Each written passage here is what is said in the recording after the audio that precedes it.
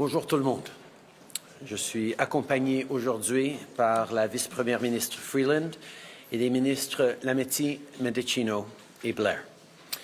Je suis ici pour faire le point sur les barrages illégaux. Je veux aussi parler de nos efforts pour soutenir l'Ukraine face à l'agression russe. Mais évidemment, commençons par la situation ici au Canada. We're entering the third week of illegal blockades that have been disrupting the lives of too many Canadians.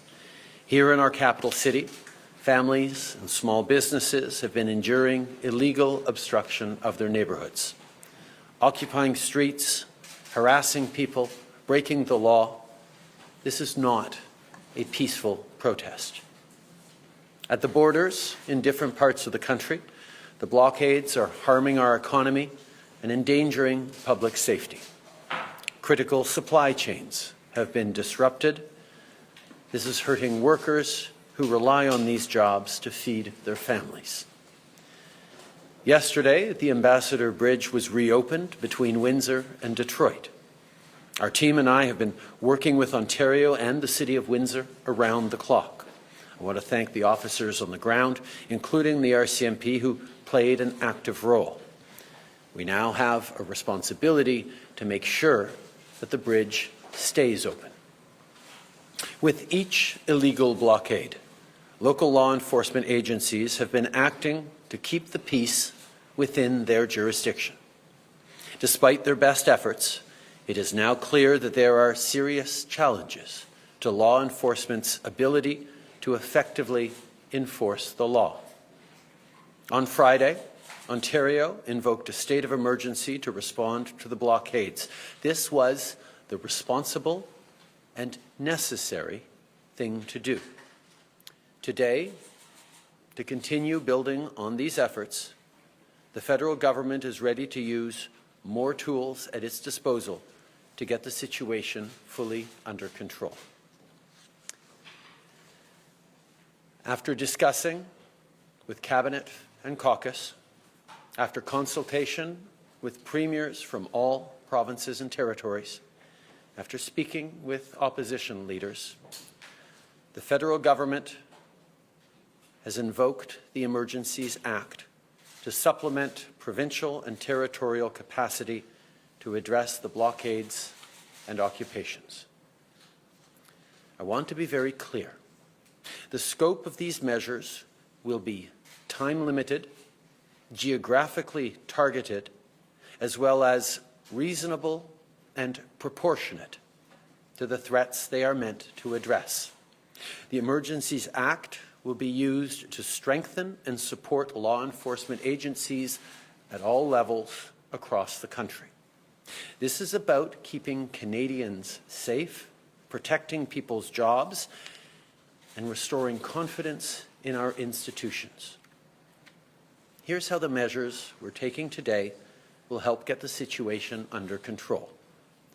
The police will be given more tools to restore order in places where public assemblies can constitute illegal and dangerous activities, such as blockades and occupations, as seen in Ottawa, the Ambassador Bridge, and elsewhere. These tools include strengthening their ability to impose fines or imprisonment. The government will designate, secure, and protect places and infrastructure that are critical to our economy and people's jobs, including border crossings and airports. We cannot and will not allow illegal and dangerous activities to continue. The Emergencies Act will also allow the government to make sure essential services are rendered, for example, in order to tow vehicles blocking roads. In addition, financial institutions will be authorized or directed to render essential services to help address the situation, including by regulating and prohibiting the use of property to fund or support illegal blockades. And finally, it will enable the RCMP to enforce municipal bylaws and provincial offences where required. This is what the Emergencies Act does. Let me be equally clear. about what it does not do. We're not using the Emergencies Act to call in the military. We're not suspending fundamental rights or overriding the Charter of Rights and Freedoms. We are not limiting people's freedom of speech. We are not limiting freedom of peaceful assembly. We are not preventing people from exercising their right to protest legally. We are reinforcing the principles, values, and institutions that keep all Canadians free. Après des discussions avec le Conseil des ministres et le caucus, après avoir consulté les premiers ministres de toutes les provinces et tous les territoires, et après avoir parlé avec les chefs de l'opposition, le gouvernement fédéral invoque la loi sur les mesures d'urgence pour compléter les pouvoirs provinciaux et territoriaux visant à gérer l'occupation et les barrages illégaux. Je veux être très clair. Ces mesures vont être limitées dans le temps et ciblées géographiquement. Elles vont être raisonnables et proportionnelles aux menaces à la sécurité du Canada. La loi sur les mesures d'urgence va renforcer et soutenir le travail des policiers. On ne se sert pas de la loi des mesures d'urgence pour déployer l'armée. On ne suspend pas les droits fondamentaux prévus dans la Charte des droits et libertés. On ne limite pas la liberté d'expression ni le droit de manifester pacifiquement. Ce qu'on veut, c'est d'assurer la sécurité des Canadiens, protéger les emplois des travailleurs et rétablir la confiance dans nos institutions. The Emergencies Act is not something that's been used ever, but it exists for a reason. Invoking the Emergencies Act is never the first thing a government should do, nor even the second. The Act is to be used sparingly and as a last resort. Right now, the situation requires additional tools not held by any other federal, provincial, or territorial law. Today, in these circumstances, it is now clear that responsible leadership requires us to do this. These measures must be and will be compliant with our Charter of Rights and Freedoms. Indeed, the Emergencies Act was created in the late 80s to flow from and uphold the Charter. We'll always defend the rights of Canadians to peaceful assembly and to freedom of expression, but these blockades are illegal, and if you're still participating, the time to go home is now. On a separate track from the Emergencies Act, I want to reassure people that the Canadian Border Services Agency is already turning back non-Canadians trying to enter Canada to participate in blockades. And of course, while we get the situation under control, we'll continue to have Canadians' backs. I want to remind affected businesses that if you're facing revenue losses, support is available through our wage and rent subsidy programs. We know that downtown Ottawa businesses in particular have been hard hit by these illegal activities. In the coming days, we'll be launching specific support for those businesses.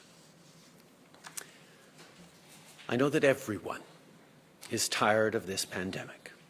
We're hearing your frustration with COVID and even with the temporary measures we had to put forward to keep people safe. I know people are frustrated. I hear it. You have a right to express that frustration and even your anger with the government or government policies. It's something we'll always defend in this free and democratic country.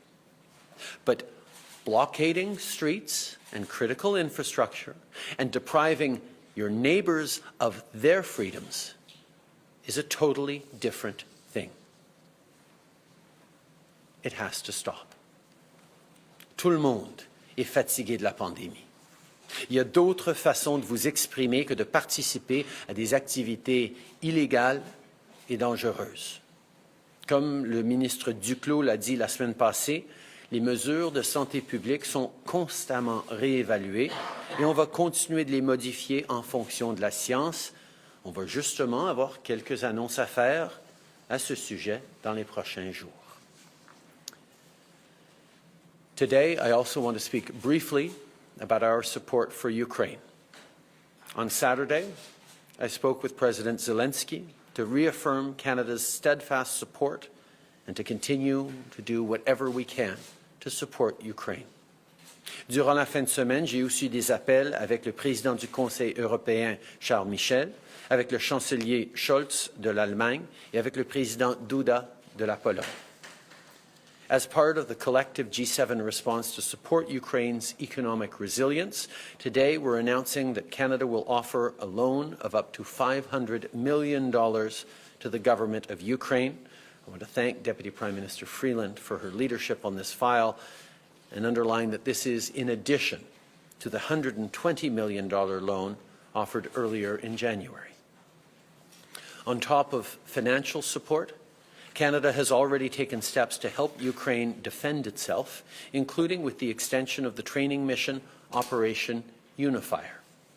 In light of the seriousness of the situation and following conversations with our Ukrainian partners, I've approved the provision of $7.8 million worth of lethal equipment and ammunition. This responds to Ukraine's specific request and is in addition to the non-lethal equipment we've already provided. The intent of this support from Canada and other partners is to deter further Russian aggression. En raison du sérieux de la situation et après avoir soigneusement examiné la question, j'ai approuvé la demande de l'Ukraine de leur envoyer de l'armement et des munitions. Le Canada se joint donc aux États-Unis, au Royaume-Uni, à la Bulgarie, la République tchèque, l'Estonie, la Lettonie, la Lituanie, aux Pays-Bas et à la Pologne dans l'envoi d'armement. Le but de ce soutien de la part du Canada et de nos autres partenaires est de poursuivre son agression contre l'Ukraine. We're not seeking confrontation with Russia, but the situation is intensifying rapidly, and we are showing our resolve. It's important for Canadians and the world to know that Canada will continue supporting Ukraine and its independence, integrity, sovereignty, including its right to defend itself. Merci tout le monde. Je cède maintenant la parole à la vice-première ministre Freeland.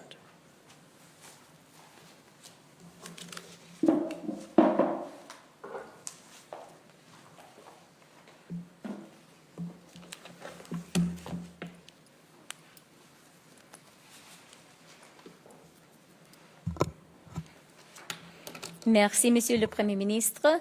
Bonjour tout le monde. À travers le monde, les démocraties libérales sont confrontées à des menaces sérieuses et répétées. Nous avons peut-être pensé et peut-être même espéré que le Canada serait épargné. Depuis 2 semaines et demie, nous avons réalisé que ce n'est pas le cas. Ce siège et ces barrages causent des dommages importants à notre économie, à nos institutions démocratiques et à la réputation du Canada dans le monde. La confiance internationale envers le Canada comme un droit propice aux investissements et pour faire des affaires est ébranlée. These illegal barricades are doing great damage to Canada's economy and to our reputation as a reliable trading partner. The blockade of the Ambassador Bridge has affected about $390 million in trade each day. This bridge supports 30% of all trade by road between Canada and the United States, our most important trading partner. In Coutts, Alberta, about $48 million in daily trade has been affected by the blockades. In Emerson, Manitoba, about $73 million in daily trade has been affected by the blockades. These costs are real.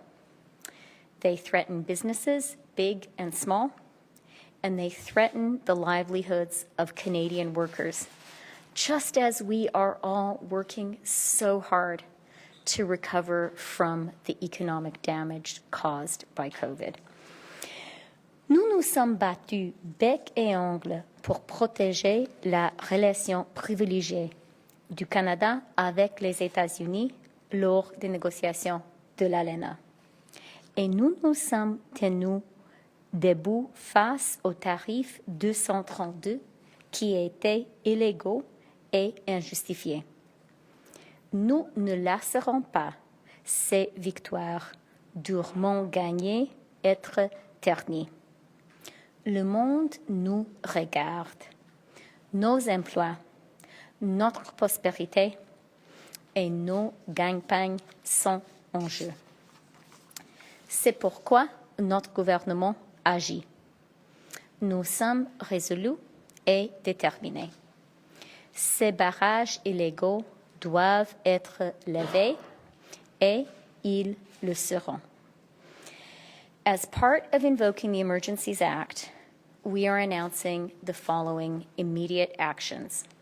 First, we are broadening the scope of Canada's anti-money laundering and terrorist financing rules so that they cover crowdfunding platforms and the payment service providers they use.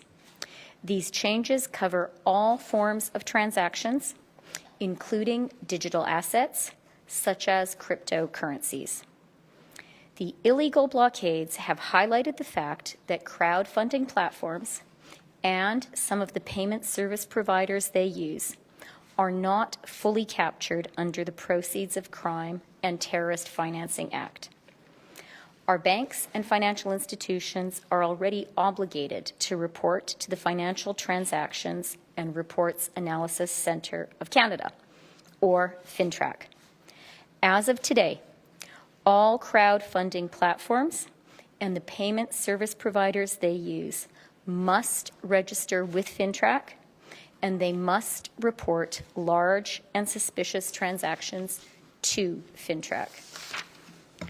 This will help mitigate the risk that these platforms receive illicit funds, increase the quality and quantity of intelligence received by FINTRAC, and make more information available to support investigations by law enforcement into these illegal blockades. We are making these changes because we know that these platforms are being used to support illegal blockades and illegal activity, which is damaging the Canadian economy. The government will also bring forward legislation to provide these authorities to FINTRAC on a permanent basis. Second, the government is issuing an order with immediate effect under the Emergencies Act, authorizing Canadian financial institutions to temporarily cease providing financial services where the institution suspects that an account is being used to further the illegal blockades and occupations. This order covers both personal and corporate accounts. Third, we are directing Canadian financial institutions to review their relationships with anyone involved in the illegal blockades and report to the RCMP or CSIS. As of today, a bank or other financial service provider will be able to immediately freeze or suspend an account without a court order. In doing so, they will be protected against civil liability for actions taken in good faith.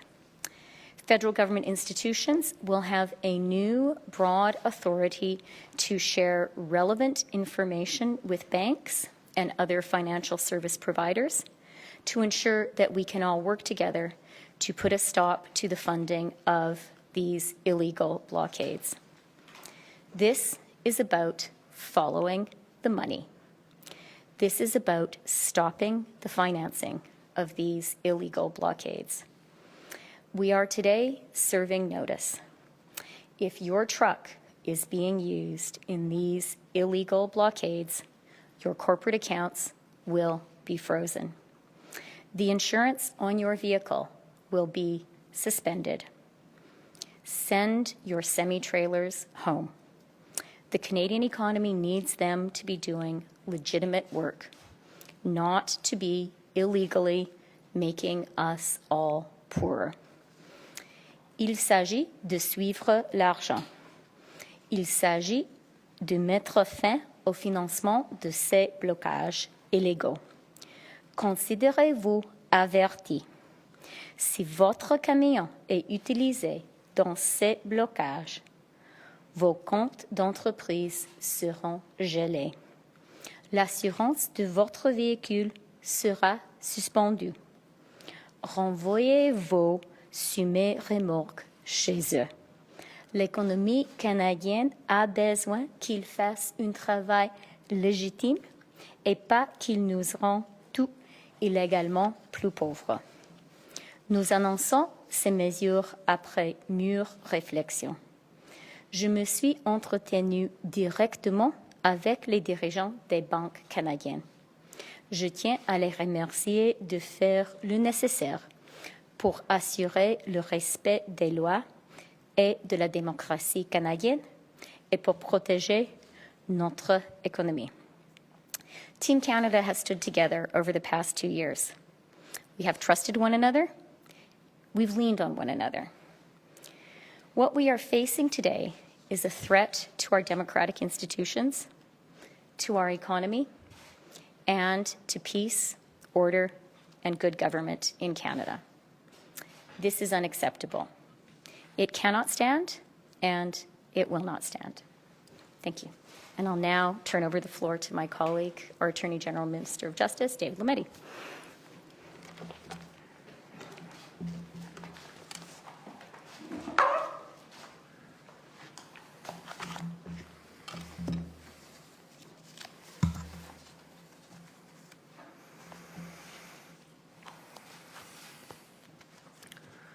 Thank you, Deputy Prime Minister. Thank you, Prime Minister, colleagues, Canadians. Good afternoon. Canada is a rule of law country. By declaring a public order emergency under the Emergencies Act, we are following the law and we are acting within it.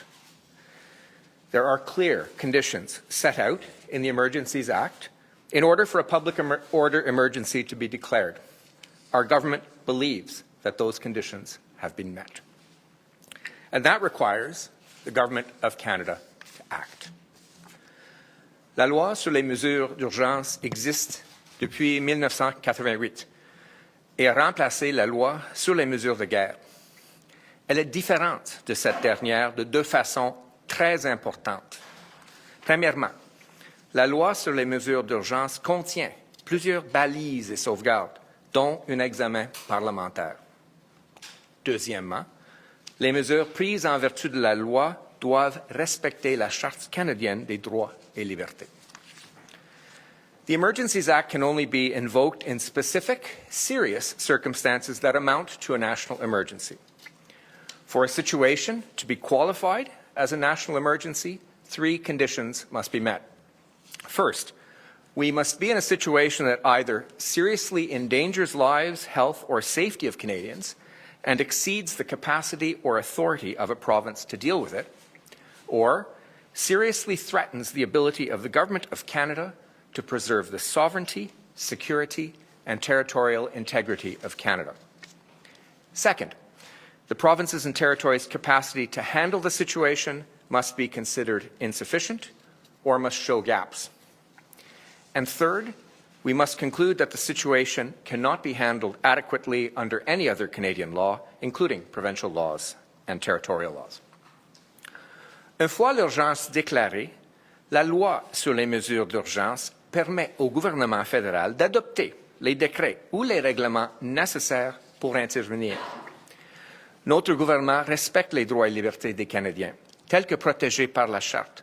C'est notre intention d'utiliser uniquement les pouvoirs nécessaires, raisonnables et mesurés pour résoudre la crise de façon rapide et sécuritaire. The Emergencies Act also contains a number of significant limits, checks, and safeguards, as required by the Act earlier today. And on occasion, over the past week, the Prime Minister and members of Cabinet have consulted with premiers and members of their respective governments. Having now declared a public order emergency, we will table the declaration in Parliament as required within 7 days. In the coming days, a parliamentary committee will be struck to provide oversight while the emergency is in effect. The declaration only lasts for 30 days unless renewed. However, we can, and sincerely hope to, revoke the emergency much sooner. Parliament also has the ability to revoke the declaration of the emergency as set out clearly in the Act. Once an emergency is declared, the Emergencies Act permits the federal government to make necessary orders or regulations to deal with the emergency. The Prime Minister gave the broad outline of these in his remarks. There are 6 specific measures we feel are needed to bring this situation under control. First, the regulation and prohibition of public assemblies that lead to a breach of peace and go beyond lawful protest. What we are seeing in Ottawa and what we are seeing at the Ambassador Bridge are not lawful protests. Second, designating and securing places where blockades are to be prohibited. This could include borders, approaches to borders, and other critical infrastructures, or Ottawa. Directing persons to render essential services to relieve impacts of blockades on Canada's economy. And this could include tow trucks and their drivers, for compensation, of course. Authorizing or directing financial institutions to render essential services to relieve the impact of blockades, including, as we have heard from the Deputy Prime Minister, regulating and prohibiting the use of property to fund or support the blockades. Measures enabling the RCMP to enforce municipal bylaws and provincial offences where required. And finally, the imposition of fines or imprisonment for a contravention of any more order or regulation made under Section 19 of the Emergencies Act. Les décrets et règlements qui permettront de concrétiser les mesures seront élaborés sous peu et déposés devant le Parlement dans les 2 jours de séance suivant la date de leur prise, comme exige la loi. Le Parlement a le pouvoir de révoquer un décret, ce qui assure que toutes les mesures prises le seront de manière responsable, mesurée et dans le respect des balises établies. In closing, I want to emphasize one point clearly. These measures are temporary. We intend to impose them for only as long as needed to restore order across the country. Thank you. Merci. Thank you, Minister Lametti. The Prime Minister and Ministers will be taking 30 minutes of questions, starting in the foyer. Le Premier ministre et les ministres prendront 30 minutes de questions, en commençant avec les journalistes dans la salle, starting with David Turton from CBC. Hi, Prime Minister. A number of premiers today have come out and said that they don't want or need the federal government to exercise its emergency powers in their provinces. So I'm just wondering, how do you respond to the premiers who've come out today and said that? I thank the premiers for having had the conversation with me this morning. It was extremely important to talk about what was happening right across the country. Across the country that are linked to what we are seeing here in Ottawa, what we're seeing at border crossings. But allow me to repeat what I said before. The measures brought in today are geographically specific and targeted only to where they are needed. These are not blanket powers across the country. These will be tools that can be used where and when necessary so that the police of jurisdiction dealing with blockades or occupations have the tools necessary and can draw on RCMP resources as necessary to keep Canadians safe, to restore confidence in the rule of law and in our institutions, and to make sure that our economy continues to recover from the impacts of COVID-19 over the past 2 years. At least one other premier said that invoking this act is like putting oil on a raging fire. Words along those lines. Do you think you're inflaming the situation even more by invoking this? My focus is on Canadians who've had a long 2 years, who've been through a pandemic, who've lost loved ones, who've seen businesses struggle, who've lost jobs, and just want this to be over. They're exhausted. We're all exhausted. We're all frustrated by the pandemic. For those people who disagree with the measures that governments put in place to keep Canadians safe, to ensure that we would make it through this pandemic better than many of our peer countries, those people have gone from protesting and disagreeing with those measures to limiting and blocking the freedoms of their fellow citizens, hurting jobs, hurting lives and livelihoods, endangering public safety, and weakening our country not just right now, but for times to come in the eyes of our most important trading partners. These illegal blockades are hurting Canadians, and they need to stop. Every step of the way, we have been there to support the police of jurisdiction. We've been there with tools and resources to help end these blockades.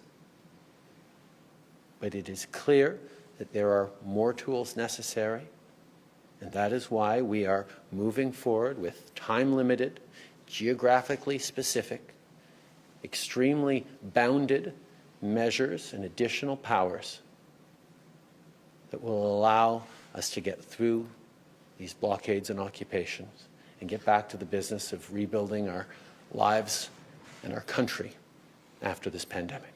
Next question. Bonjour, Monsieur Trudeau, Mac Chabot-Johnson, Radio-Canada. Comme on disait, là, c'est sûr qu'il y a certains critères qui vont devoir être rencontrés et tout ça, mais des premiers ministres de certaines provinces sont déjà dit contre. Si des critères étaient nécessaires, selon vous, est-ce que vous seriez prêt à aller de l'avant dans des provinces qui ne veulent pas avoir la loi appliquée? Les conversations que nous sommes en train d'avoir avec tous nos partenaires à travers le pays et avec les polices de juridiction qui sont en train de gérer différentes situations à travers le pays vont continuer. Cette loi sur les mesures d'urgence est là pour donner des outils additionnels aux forces policières en place pour pouvoir régler les situations qui pourraient surgir. Ce n'est pas automatiquement une intervention de la police fédérale ou un engagement direct du fédéral.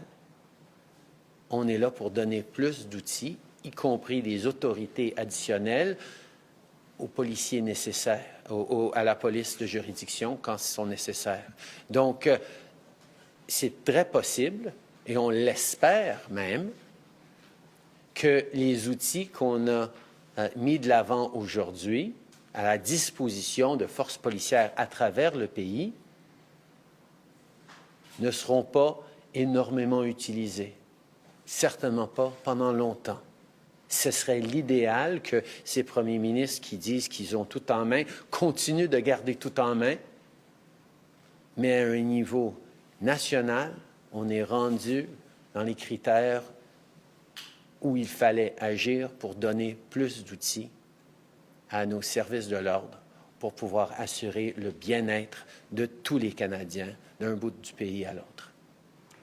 Vous dites que maintenant, c'est nécessaire. À Ottawa, on entame la 3e semaine de manifestation.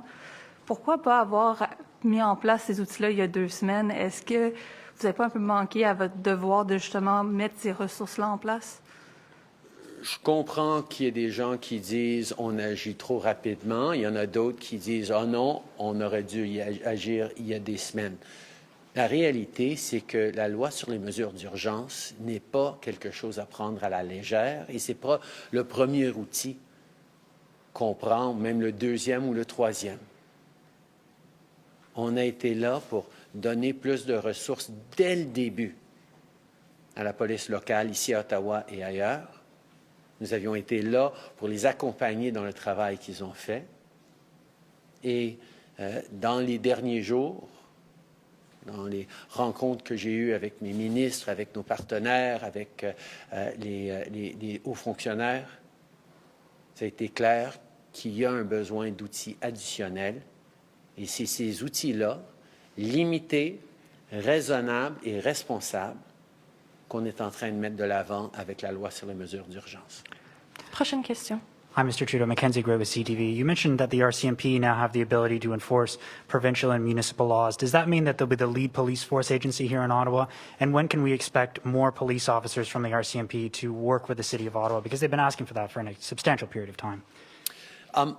As I said, the invocation of the Emergencies Act gives more powers to the police of jurisdiction. It does not make the RCMP automatically police of jurisdiction anywhere across the country. As we have been, we will ensure that the RCMP continues to work to support local police of jurisdiction, and that's what we have been doing in Ottawa. But I think on this question, I'm happy to turn to Minister Mendicino, who can give further information on the situation in Ottawa.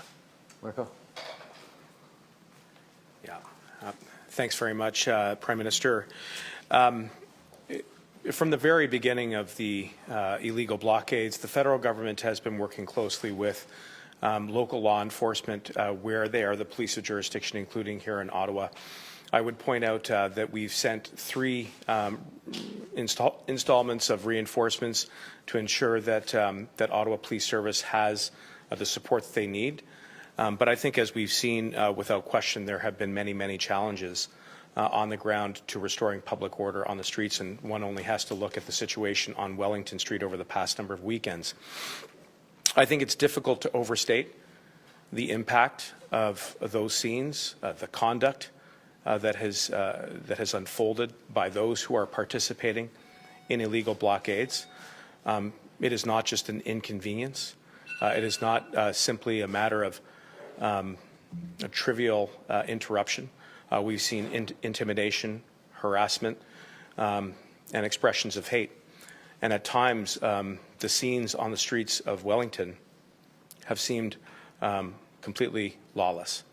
And that is one of the reasons why we've had to take the very careful and deliberate step of introducing the Emergencies Act today, and the declaration and the specific powers, which again are very targeted, they're very proportionate, and they're time limited, so that there can be greater agility between the RCMP, who will work seamlessly with local law enforcement, including in Ottawa, to restore order. I would also say that while we have seen progress, for example, in Windsor, that we should not assume that that progress is linear. And that is one of the reasons why these measures through the declaration are also necessary. We want to be certain that local law enforcement has the concrete tools that they need. For example, tow trucks, which have been very hard to come by. In addition to that, the kind of Jersey barriers, which will assist with crowd control, that will ensure that trade and traffic can move very efficiently.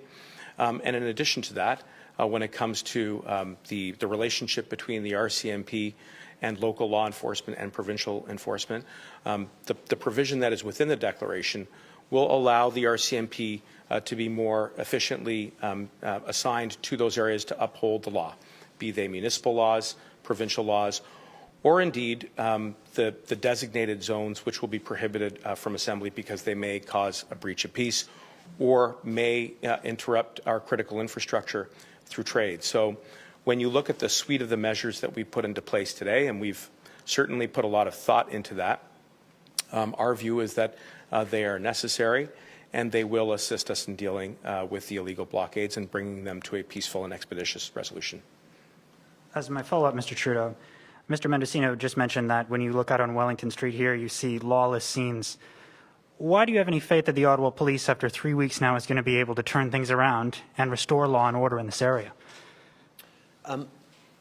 In regards to the Ottawa Police, we have been working closely, not just the RCMP, but the OPP, to ensure that there is a coordinated approach on that. But in terms of confidence in the police, I think we could do worse than turn to our Minister of Emergency Preparedness, Bill Blair, to respond to that. Bill. Yeah, thank you very much, Prime Minister, and good afternoon, everyone. The Ontario Ottawa Police Service remains the police of jurisdiction in the City of Ottawa. But the police services right across Canada and certainly in Ontario have been coming together. And they recently announced on Friday the formation of an integrated command structure for managing this event. And that really brings the resources and the capacities of the OPP and the RCMP to the assistance of the Ottawa Police. We've also had conversations with other police agencies across Ontario, and they recognize the situation here and the importance of ensuring that there are adequate resources. But it's not simply an issue of resources, but also of authorities. And we have been working from the very outset with the municipality and with the province in order to ensure that our police services here in Ottawa and right across Canada have the authorities they need and the resources they need to do the important job. Now, as I said yesterday, policing is a very important institution in our society. We need the police to do their job of upholding our laws, to maintain the rule of law, and to maintain public order and safety in our communities. And we have a responsibility to make sure that they have the resources and the tools that they need to do that job. They have our support. And as that support grows in the City of Ottawa, I have confidence that they'll be able to restore order with the support that we're providing. Next question. Hi, Prime Minister. Stephanie Taylor with the Canadian Press. You emphasized you were not calling in the military to deal with the situation, but all options, as you said last week, are on the table. So what would it take for you to bring the military into this situation? What would the criteria be, and what would it take for you to make that decision? I'm not going to engage in hypotheticals right now. I think what is most important is that Canadians get their lives back, their communities back, their neighbourhoods back, and can once again rely on their jobs and the trade and the supply chains that are supporting them and putting food on their tables. The reality is the measures that we put forward today, which have been carefully thought through, will give the tools to law enforcement to be able to move in even stronger and clearer ways against these illegal protests, these illegal occupations, and blockades that are hurting Canadians. We will continue to monitor, and we will continue to do the things necessary to keep Canadians safe. But like I said, this Emergencies Act in no way brings in the military as a solution against Canadians. We are empowering law enforcement. I think that's what Canadians want to see. Over the weekend, Minister Blair expressed that he was a little baffled by the lack of law enforcement he saw. I want to know what you think. Do you agree with him that it is a little baffling the Ottawa police are not enforcing more of the laws? What do you make of the policing you have seen to date on Wellington Street and elsewhere in Ottawa? I think there is a high level of frustration amongst residents of Ottawa that this situation has gone on as long as it has. Certainly the frustration people feel in Ottawa has been echoed across the country and indeed around the world. And it is important that the police of jurisdiction, working with the OPP and the RCMP, are able to put an end to these illegal protests. The specific and limited measures that we are putting forward today as part of the Emergencies Act will give them further tools that in their coordinated response between the Ottawa Police Services, the OPP and the RCMP working together should be able to respond to these concerns by the citizens of Ottawa who want their cities back. We'll take one last question in the foyer before turning to the phone. Yeah, Prime Minister Ryan Hamilton, National Post. Over the weekend, Mayor Jim Watson here in Ottawa made a deal with protest organizers to move more trucks onto Wellington Street and out of residential areas. I'm wondering if you can give me any reaction to that deal. I know that the City of Ottawa, its police services and its elected officials have been pursuing an end to these blockades. This has gone on far too long. It is no longer a lawful protest at a disagreement over government policy. It is now an illegal occupation. It is time for people to go home. The measures that we've put forward today will be additional tools for law enforcement at all levels to be able to secure an end to these blockades. You're announcing today rules around preventing banks from dealing with these illegal blockades. The City of Ottawa has dealt with these legal blockades. Don't you find that problematic, that they have cut a deal to put more trucks directly in front of Parliament Hill? We are working in a concerted way on measures that will hopefully restore order to the City of Ottawa and allow residents to get back to their lives. The measures that we put forward today around empowering banks to follow up and to ensure that funds are not used for illegal activities such as blockades will be significantly helpful in reducing the size and impact of these blockades. Merci. On va maintenant tourner au téléphone. Opératrice, c'est à vous. Thank you. Merci. Please press star 1 at this time if you have a question. S'il vous plaît, appuyez sur étoile 1 maintenant pour poser une question. The first question will be from, la première question va être de Raymond Filion, TVA. Please go ahead, à vous la parole. Merci, Monsieur le Premier ministre. À quand l'entrée en vigueur des pouvoirs spéciaux de la loi sur les mesures d'urgence pour les policiers que vous annoncez aujourd'hui? L'impact de cette déclaration est immédiat. Nous allons formuler des politiques et des propositions spécifiques dans les heures à venir, dans les jours à venir, qui vont avoir ces impacts spécifiques. Mais je vais me tourner vers le ministre de la Justice qui peut en parler plus longuement. Merci, Monsieur le Premier ministre. Merci, Monsieur Filion. On va déposer des ordres en Conseil en suivant la loi. Une fois que les ordres sont annoncés, ils rentrent en vigueur et ce sera au Parlement de regarder après, de faire le devoir, mais les ordres rentrent en vigueur tout de suite. Merci. Merci. M. Trudeau, plusieurs vous ont reproché votre ton face aux manifestants ces dernières semaines. Vous ont accusé d'avoir jeté de l'huile sur le feu en parlant, entre autres, d'une minorité qui rouspète. Est-ce que vous sentez un degré de responsabilité pour l'ampleur que ces manifestations-là ont pris? Maintenant, à travers le Canada, c'est que, bien sûr, les gens sont fatigués, frustrés, tannés de la pandémie, tannés des mesures de santé publique, veulent que ce soit fini. Tout le monde est d'accord là-dessus. Mais ce qu'on a vu aussi, c'est que les Canadiens, à travers le pays, ont été là les uns pour les autres, ont été là pour s'entraider, pour suivre les mesures de santé publique, pour se faire vacciner à un plus haut taux que la plupart de nos pays pairs à travers le monde. On a démontré, en tant que pays, que les gens continuent d'être là les uns pour les autres. Et maintenant, les gens qui voient leur vie déboussolée par ces barricades ici à Ottawa, de voir les gens souffrir parce qu'il y a des blocages aux frontières qui empêchent de faire leur job, limitent les chaînes d'approvisionnement.